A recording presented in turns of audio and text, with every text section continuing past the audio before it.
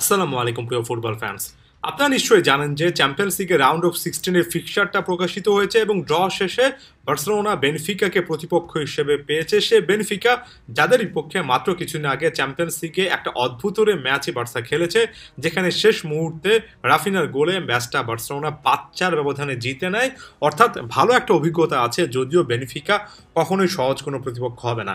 এখন বার্সার প্রতিপক্ষ হিসেবে আসলে কেমন দল পেয়েছে, সুবিধা নাকি অসুবিধা, এগুলো নিয়ে আলোচনা করার আগে আমার কাছে মনে হয় যে বিষয়টা একেবারে ক্লিয়ার কাট ভাবে বলা উচিত। সেটা হচ্ছে প্রতিপক্ষ হিসেবে এখানে বেনিফিকার জায়গায় যদি প্যারিস সেন্ট জার্মেনি হতো, বার্সার মাইন্ডসেট, বার্সার টার্গেট, ফোকাস পয়েন্ট, এমনকি ফুটবল বা বার্সা ফ্যানদেরও কিন্তু ফোকাল পয়েন্টটা এক জায়গায় থাকা উচিত।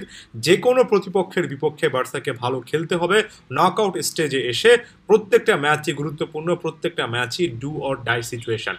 এখন বেনফিকা আসলে বার্সার জন্য এমন একটা প্রতিপক্ষ যেখানে এটা স্পষ্টত যেমন বলা যায় না যে বার্সেলোনা একেবারে সহজে জয় পাবে, আবার ব্যাপারটা এমনও নয় যে বার্সার জন্য ব্যাপারটা অনেক কঠিন হয়ে গিয়েছে। আমার কাছে মনে হয় সাম্প্রতিক একেবারে অতি সাম্প্রতিক পারফরমেন্সগুলো যদি আমরা দেখি এবং সেটা যদি মার্চের আগ মুহূর্ত পর্যন্ত, অর্থাৎ ফার্স্ট লেগ যেহেতু মার্চের 4 তারিখ পর্যন্ত, তার আগ মুহূর্ত পর্যন্ত ধরে রাখা যায়, তাহলে এখানে বার্সা একটা আপার হ্যান্ডে থাকবে। অর্থাৎ এখানে ফেভারিট হিসেবেই শুরু করতে পারে এবং বার্সার লক্ষ্য সেটাই হওয়া উচিত। এর পাশাপাশি আরও একটা খুবই গুরুত্বপূর্ণ ফ্যাক্টর, প্রথম ম্যাচটা বেনফিকার ঘরের মাঠে অনুষ্ঠিত হবে। অর্থাৎ বার্সার জন্য প্রথম ম্যাচে চ্যালেঞ্জটা একটু বেশিই থাকছে এবং পরবর্তী ম্যাচে বার্সেলোনা নিজেদের ঘরের মাঠে আরেকটু ভালোভাবে নিজেদের ফ্যান বেজের সামনে খেলতে পারে। তাই প্রথম ম্যাচের রেজাল্টটা যতটুকু ক্লোজ রাখা যাবে, দ্বিতীয় ম্যাচে বার্সার জন্য উইন্ডোটা তত বেশি ওপেন হবে। তবে এতটুকু বলে আমার কাছে এই মুহূর্তে দাঁড়িয়ে সবচেয়ে গুরুত্বপূর্ণ যে ইনফরমেশনটা এবং ফার্স্ট লুকে আমার কাছে যেটা সবচেয়ে ক্রিটিক্যাল মনে হয়, সেটা হচ্ছে চ্যাম্পিয়ন্স লিগের এই ম্যাচগুলোর আগে পরে বার্সার আসলে কোন কোন দলের পক্ষে ম্যাচ আছে এবং সেখানে স্কোয়াড রোটেশনটা, প্লেয়ারদেরকে যথেষ্ট বিশ্রাম দেওয়া, যেটার কথা আমি পুরো সিজন জুড়ে বলছি, সামনেও বারবার করে বলবো। আমার কাছে মূল ইকুয়েশনে একটা খুবই খুবই গুরুত্বপূর্ণ কম্পোনেন্ট বা পার্ট এটাই যে বার্সা প্লেয়াররা যথেষ্ট পরিমাণ ফ্রেশভাবে ম্যাচটা স্টার্ট করতে পারবেন কিনা, এর আগে লা লিগা বা অন্য কম্পিটিশনে একটা বাড়তি চাপ বার্সার মধ্যে চলে আসবে কিনা।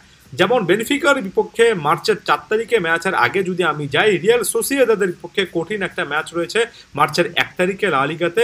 তার আগে ফেব্রুয়ারির 26 তারিখে অ্যাটলেটিকো মাদ্রিদের বিপক্ষে কোপা ডেল রের সেমিফাইনাল আছে। এই ম্যাচগুলো বার্সার জন্য ইম্পর্টেন্ট, কারণ এখানে পাওয়া আত্মবিশ্বাস চ্যাম্পিয়ন্স লিগে বার্সাকে কাজে লাগাতে হবে। তার চেয়ে বড় কথা, মার্চের 1 তারিখে একটা ম্যাচ খেলে আপনি যখন 4 তারিখে অ্যাওয়ে ভেন্যুতে আরেকটা ম্যাচ খেলতে যাবেন, মাঝখানে যখন মাত্র 2 দিনের ব্রেক, তখন পুরো হিসাব নিকাশটা উল্টাপাল্টা হয়ে যেতে পারে এবং এক্ষেত্রে প্লেয়ারদেরকে বিশ্রামে রাখা, 1 তারিখে একটা প্ল্যান এবং কিছু প্লেয়ারদেরকে একটু সেফগার্ড রেখে 4 তারিখে ফোকাস করাটা আরও একবার খুবই গুরুত্বপূর্ণ ব্যাপার হবে। যেমন গুরুত্বপূর্ণ একটা ব্যাপার হবে মার্চের 9 তারিখে ওসাসুনার বিপক্ষে একটা ম্যাচ রয়েছে, তারপর আবার মার্চের 11 তারিখে ম্যাচ রয়েছে। ওসাসুনা সাম্প্রতিক সময়ে বার্সার বিপক্ষে, রিয়ালের বিপক্ষে যে পারফরমেন্সগুলো দিচ্ছে তার প্রেক্ষিতে আপনি ওসাসুনাকে কখনোই একটা ছোট প্রতিপক্ষ হিসেবে চিন্তা করতে পারবেন না, বরঞ্চ এ সিজনে বার্সা এবং রিয়াল মাদ্রিদ দুটো দলকে কিন্তু রুখে দেওয়ার এবং বার্সার বিপক্ষে তো আসলে জয় পাওয়ারই রেকর্ড আছে ওসাসুনার, সে জায়গা থেকে আসলে এই 9 তারিখের ম্যাচ, তারপরে ঠিক একদিনের ব্যবধান বা দুদিনের ব্যবধানে বেনিফিকার বিপক্ষে নিজেদের ঘরের মাঠে ম্যাচ। নিশ্চয়ই এতক্ষণে বুঝতে পারছেন আমি এক্স্যাক্টলি কোন ইকুয়েশনগুলোর কথা বলছি। তবে আশা করব এই যে ব্যাক টু ব্যাক ম্যাচ আছে, সেটা চাপটা হানসি ফ্লিক খুব ভালোভাবে সামলাতে পারবেন। সেটা সামলে যত দ্রুত আপনি সিদ্ধান্ত নিতে পারবেন, যত ভালোভাবে আপনি স্কোয়াডটা রোটেট করতে পারবেন, প্লেয়ারদেরকে যতটা সতেজ ফ্রেশ রাখতে পারবেন, ইনজুরি মুক্ত রাখতে পারবেন, এবারের ইকুয়েশনটা তত বেশি করে যে কোনো কোচের ফেভারে আসবে। আশা করছি ফ্লিক সে জিনিসটা খুবই ক্লিয়ার কাটভাবে স্পষ্টতে বুঝছেন। আদিওস ভিস্কা এল বার্সা।